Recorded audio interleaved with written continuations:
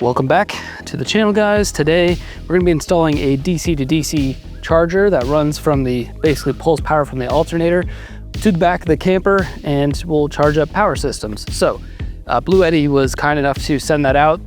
Maybe they stumbled upon my issue with not having any solar panels yet, and this is obviously another solution to charge stuff. It's not going to be gathering power while the truck is off, but while I'm driving, it's going to be charging anything that I have it hooked up to battery wise in the back of the truck camper. So let me show you what they sent out and we'll jump into the install, see how it goes. I have some concerns on it that I haven't quite sorted out with regarding like how I'm going to mount it on my truck specifically. So we'll kind of just jump into it. I'll show you what I have in mind and we'll get it going. So starting with the Blue Eddy gear, this is the Blue Eddy Charger 1. Pretty small, lightweight device. Very simple to set up. You have output and you have input. So obviously this will be coming from the alternator, positive and negative, and then positive and negative output to your battery system. So got to figure out a place to mount this thing. And then inside of here is all of the Blue Eddy provided cabling. It's again pretty simple, looks like a lot of cabling, but it's heavy duty. I want to say this is 6-gauge cabling with a relay built into it. You've got your battery terminal ends there, and then this end will go into the actual Blue Eddy Charger 1.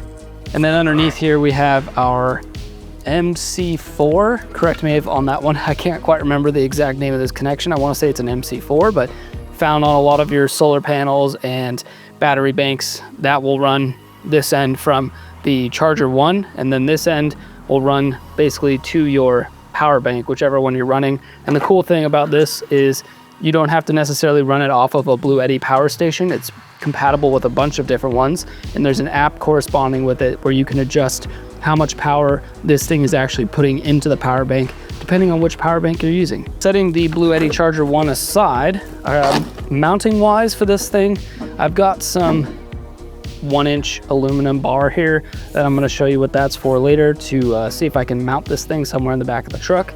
And then I also went ahead, because we're hooking this up directly to the battery, I wanted to at least throw in 1, possibly 2 fuses. So I've got some 60 amp fuses, some housings for the 60 amp fuses, and then I just picked up a bunch of new terminal ends in case I need them to actually attach it to the cabling to the fuse here. So should be all squared away, and I'll show you what I have in mind. So obviously with the GFC, I have a solid panel here. I have a solid panel here with a pane of glass that doesn't slide. And I don't really have a way to get the cables into the truck. The first gen Tacoma doesn't really have any ports like a lot of other truck beds do, where you'd have like, there are drain holes, but there's no way I'm fitting a 6-inch cable through them. The one thing I did figure out, based on you guys commenting in a few videos ago, someone said to check underneath the railing here and basically where the GFC clamps on. If you feel about every 6 inches or so, there's actually a hole that I would imagine runs underneath the bed. So I have a hole here, a hole here, a hole here. So literally every 6 inches or so. So what I'm hoping I can do is fit that 6-gauge wire, both the positive and negative, through this, down underneath the truck, along the frame, and then up to the actual battery to get the install complete. And then one other thing, again, not really a good place for me anywhere to mount this thing, although maybe I could mount it on the GFC factory holes there, but even a bolt wouldn't fit quite right there, and I'd only have 1 point of contact to mount this thing. So what I'm thinking is doing something similar to my TV mount setup, and I'm going to cut down and drill a couple holes in this aluminum bar.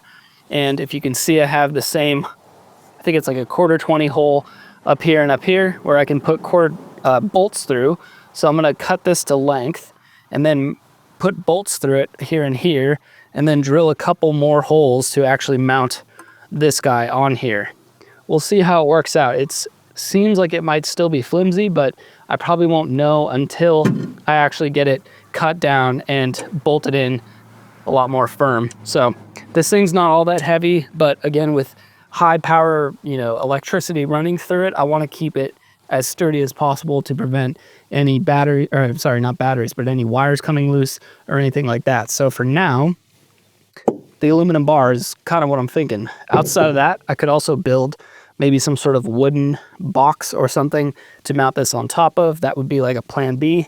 Ideally, I'd love it if I had a molly panel across this back thing so I could just mount this, you know, anywhere up here, but I don't at the moment because I think you can buy the molly panels for the GFC V2, but I think because they changed the mounting points on the V2 Pro, a lot of the molly panels on the market don't work. So if you guys know of any companies that are producing them, again, to molly panel this whole back end here, let me know. I'd be very keen on picking one of those up because, again, then I could just mount this cleanly up here some sort. So we'll see. First off, I have to see about getting these cables ran underneath here, because if that doesn't work, it's going to change everything and I'll have to figure out a new way to route them in here. So I'm going to start fumbling with those and see what we're looking at. Okay, so progress has been made. I don't know if you guys can see this, but I actually managed to get the battery ends of the cables run up through one of those holes closest to this back corner.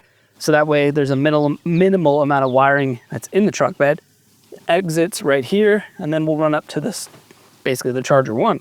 So the only issue I have now is I don't think I'm going to be able to feed this cable protector through, but I still want to keep it. So I'm going to go ahead and remove the end of this guy here on this relay, which should just be a Phillips head. And that pops right out. And then now I should be able to pull all of this cable protector off, feed the wires all the way through, and then I can reinstall this wire protector once it's underneath the truck.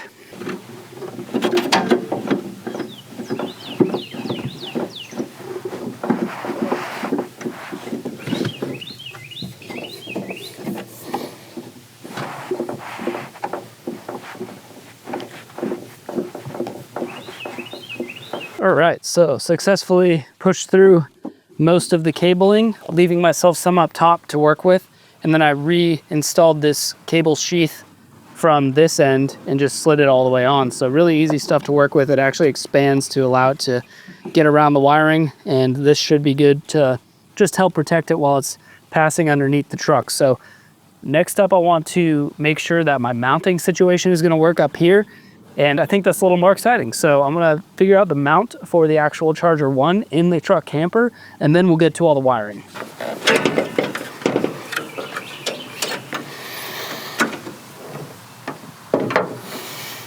Okay, so little hiccup here while I was trying to figure out, I'm not 100% on how I wanna do the mount yet. So I was basically trying to figure out how I wanna wire everything up to the battery, which obviously sits on the driver's side front of the engine bay, and the cables aren't long enough. So, because I'd have to run it across the frame and then across the frame and then up through here near the firewall to attach to the battery, but the cables aren't long enough. So that leads me with hopefully the option to switch sides. So instead of mounting the battery system and everything on the passenger side, I'd have to mount it on the driver's side to avoid having to cross the truck and buy myself some valuable cable space. So it's kind of where I'm at. I think I'm going to move the operation to the driver's side, which means I got to undo all the wiring and feed it through the other side. And then hopefully at that point, it'll be long enough to reach up to the battery terminals. Update for you guys, I've ran the wires in the same fashion up, but through the driver's side. Underneath the truck, they come down the side of the bed here, and then they are tied along the stock wiring harness that sits on top of the frame.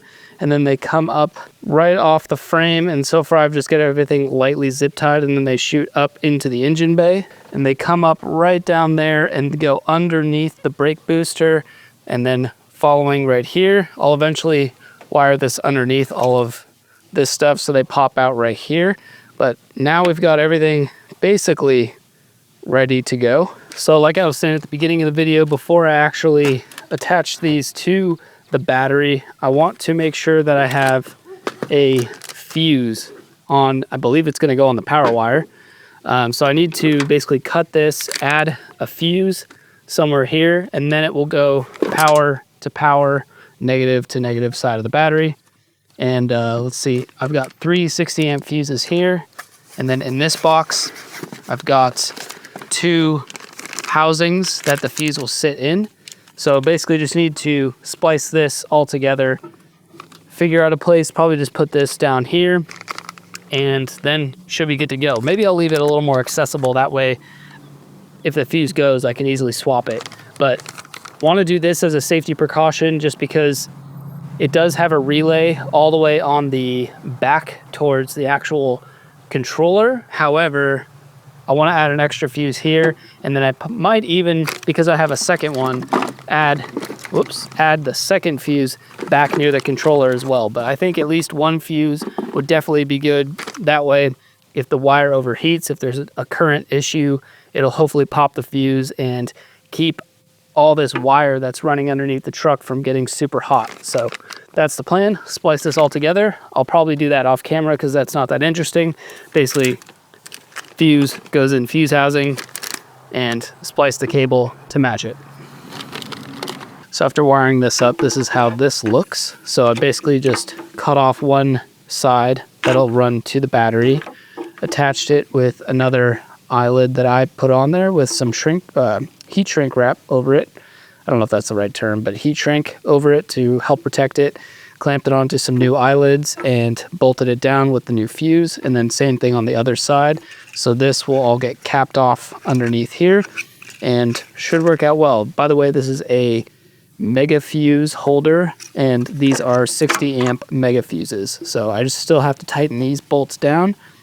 Somewhere I read online that you'd want the wire eyelid actually touching the fuse. So there's a washer underneath the fuse, then the wire eyelid, and then another washer and a crush washer that's going to help keep everything nice and snug when I tighten down these two bolts. So that should be basically the only aftermarket-ish thing I should have to do with the charger. So I'm going to go ahead and get these all tightened down, and we'll move on to the next step. Well, the friendly neighborhood chickens have shown up. Hello, ladies, and I think one gentleman. Good evening. All right, so now we're at the point where I haven't hooked up the front yet to the battery. I want to go ahead and get everything back here all wired up. So I've reattached the provided relay, and I'm going to grab the charger one. We have input side, output side. So obviously from our battery, that's going to be going into the input, negative, positive. If you lift open this little flap here, it reveals some Allen keys, or Allen little threaded bolts. Undo those enough so that way you can slip the leads in and then tighten them down. So we'll grab our negative, make sure we're putting these in the right ones, and tighten that down. Check it to make sure it's nice and snug, and then we'll do the same thing with our positive. Check the positive, nice and snug, close our flap, and then now we can kind of repeat the process for the output side, which is again these cables here. So you have your positive and your negative. Same flap, we'll loosen them up, tighten them down, and then we should be rocking and rolling. Okay, so now those are snug. Close the flap, and now just double check it. Everything seems tight, and everything seems tight. And we're at the point now where we can hook this up to the battery, turn on the truck, and see if this thing will turn on. So I've hooked up the Blue Eddy Charger 1 up to the car battery. I haven't flipped on the relay quite yet. I've got my cable that runs to the power station right here. And of course it's got the matching terminals for this end. So I'm just gonna hook these up, snap those into place until they click. And now we should be able to hit the relay and this thing will turn on and start blinking green. Now it's going to turn on even though the car's not on because it's going to detect what the voltage is on the vehicle. It doesn't actually detect when the vehicle is running, but it detects voltage changes. So when you're running the vehicle and your alternator's running, obviously it's going to detect a much higher current running to the battery. And when you shut the vehicle off, that battery is going to start losing that current and, well, will lose that current. And then this thing will detect that and prevent overcharging your device while the vehicle is shut off. Therefore, it's not going to drain your car battery and prevent a no-start issue. So it's a pretty smart piece of technology that they've developed here. I'm going to go ahead and flip the switch and the little indicator light should turn green. There's the relay. There's the green light. So now should be ready to charge. Blinking means it's getting set up. And a solid green light means it's ready to go. So I haven't started the vehicle yet, so it probably hasn't even detected a current change. So if I plug this in right now, it'll probably charge until the voltage on the battery drops to an unsafe level, and then it will cut off so it doesn't kill the actual vehicle battery and prevent a no start, or I said it again, create a no start issue. So now I should be able to plug this in. I'm gonna go ahead and, scoot over the Bluetti power station. We'll be talking about this in a video very soon. I've got it charging my phone right now, but I'm gonna plug this in to the power station and we should start charging. So right now 0 watts coming in, 100 watts, 255 watts going into the power station. Should be charged. It's at 99% right now, and it should be charged up in be 20 minutes at 250, give or take, watts coming from the Bluetti charger. And actually this thing just dropped down to 0 watts. So after running for, I don't know, maybe 20 seconds or so, the Bluetti Charger 1 must have detected that the vehicle is not turned on and the alternator is not powering up the vehicle battery. Therefore, it cut off charging capabilities to the power station. So we're taking in 0 watts, and it did that as a protection feature to prevent the car battery from dying. So pretty cool setup. This is actually going to be really clutch for my upcoming camping road trip because I don't have solar set up yet, and I'm going to be camping probably 2 or 3 nights where I'm going to have to run a fridge, charge camera gear, charge my phone. It's kind of cold out still, so might even bring the diesel heater, and it'll be a road trip, so I'll be traveling, you know, quite a ways, and this thing will be able to charge it up while I do that. Now, the other great thing about the Charger 1 is that it comes with the app. It's free to download, obviously, but you pair it via Bluetooth to your Charger 1, and then you can basically detect what's coming in from the vehicle while it's charging. Right now, obviously, it's taken in 0 watts, which is good because the vehicle's turned off. It's detecting the vehicle's battery voltage, which if you click on that says 12.5. It's hovering between 12.5 and 12.6, but the voltage of the battery is actually 0.3 volts higher than that. So the actual voltage of the car battery right now is probably closer to 12.9. So that's that. And then if we had this charging, you'd be able to see how much was going into the power station, and you can turn on eco charging, silent charging. And then another cool feature about this is you can change the charging voltage. So when you click on that, you can actually, with it disconnected from the power station, choose a different power bank if it's a different wattage capability. If it has different charging requirements, you can go in there and manually, or from a list of the Bluetti charger power stations, you can select that. So right now I have the power station I'm using, which the charging voltage is supposed to be 56 volts. So you're always going to be bringing in the correct voltage into your power station, which is just a really nice feature to have. So very cool app, super easy to use.